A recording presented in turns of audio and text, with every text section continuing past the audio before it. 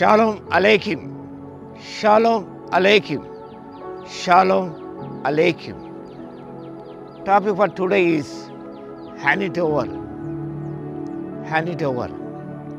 The text is from Psalm number 31. 31వ దావీదు కీర్తనను ధ్యానం చేసినప్పుడు కొన్ని సత్యాలు మనకు విషదమవుతాయి. పరిశుద్ధాత్మ దేవుడు సత్యాలు మనకు ప్రబోధిస్తున్నాడు. ఇది దావీదు రచించిన కీర్తన.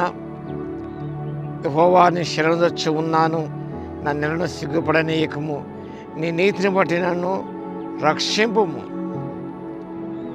నా కొండ నా కోట నీవే. ఈ వాక్య భాగం అంతా మనం ధ్యానం చేసినప్పుడు హీ వాజ్ ఇన్ ట్రబుల్, ఆయన కష్టంలో ఉన్నాడు. ఆ విషయాన్ని చక్కగా ఆయన ప్రస్తావిస్తున్నాడు. నా శత్రువులందరికీ నేను నిందాస్పృడనై ఉన్నాను, నా నెల వరకు భీకరనే ఉన్నాను.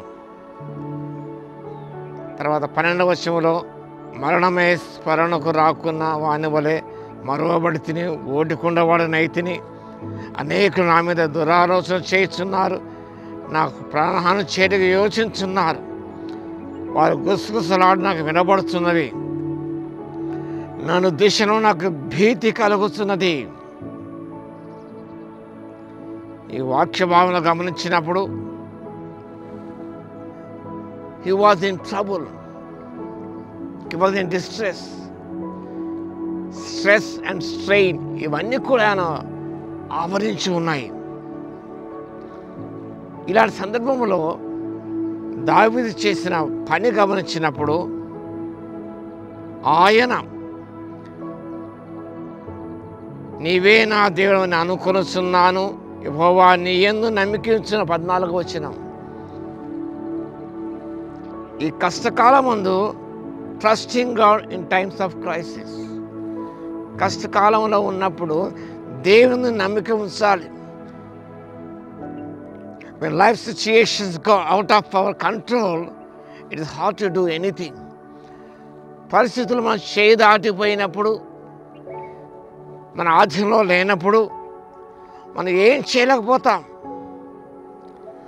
Hour feelings cry out. మన భావ నిజముగా ఆక్రందన చేస్తాయి. We doubt about God's promises. దేవుని యొక్క వాగ్దానం గురించి మనం అనుమానాస్పదంగా ఉంటాయి. We doubt about God's promises. We ignore and disobey God's instructions.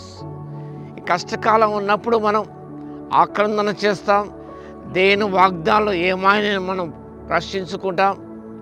అంత మాత్రం కాకుండా దేవుని యొక్క సూచన మనం ఆ గైడ్లైన్స్ అనుసరించకుండా వాటిని మనం ఖాతరు చేయకుండా ఉంటాం. And we try to solve things without God. దేవుని ప్రమేయం లేకుండా వాటిని పరిష్కరించుకోవడానికి, ఆ కష్టాల నుంచి బయటపడడానికి we try our best to come out of that situation with self-efforts. Self-efforts are in vain. Without God, we cannot solve our problems. ఆ కష్టాల నుంచి బయటపడలేము, సమస్యలు పరిష్కరించుకోలేము. కాబట్టి ఆ రీతిగా మనం చేయటం ద్వారా అవన్నీ కూడా నిష్ప్రయోజనం అవుతాయి. కాబట్టి ఇక దావీదు cried out.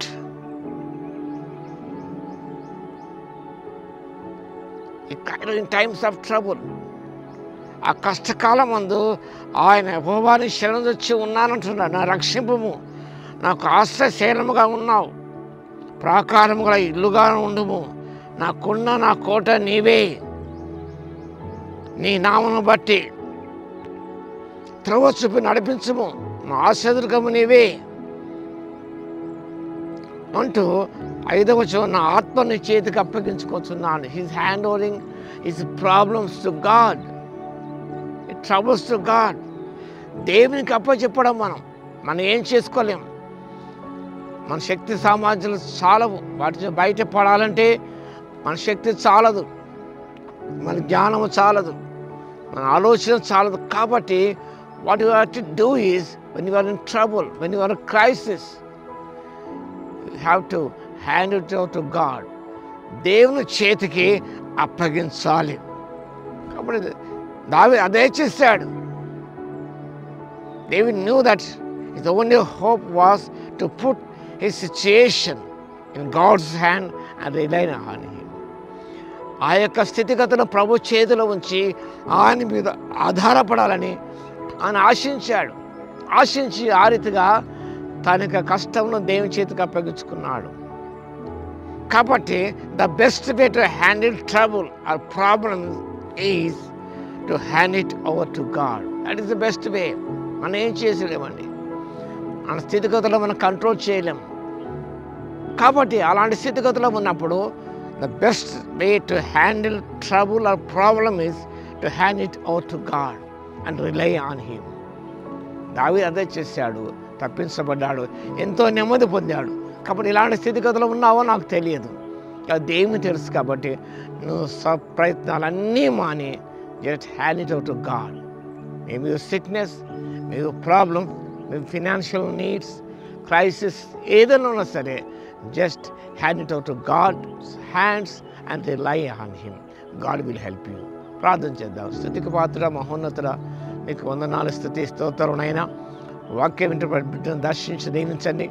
ఎలాంటి కష్టాలు ఉన్నారో, బాధలు ఉన్నారో, సమస్యలతో ఉన్నారో మీకు తెలుసు. కాబట్టి వాటి అన్నిటి మీ చేతికి అప్పచెప్పుకొని మీ మీద ఆధారపడి మీ మీద నమ్మిక ఉంచి ఎంతో నెమ్మది వాటి బయటపడే కృపను ఇవ్వగలందుకు మీకే స్తుతి స్తోత్రా చెల్లిస్తూ ఘనమైన మీ నామను కొనియాడుకుంటూ వాక్యం వింటున్న వీక్షిస్తున్న ప్రతి బిడ్డను దర్శించి మీ కార్యాలను జరిగించమని, ధైర్యపరచమని యేసయ్య నామములో ప్రార్థించి వేడుకొచ్చున్నాము తండ్రి.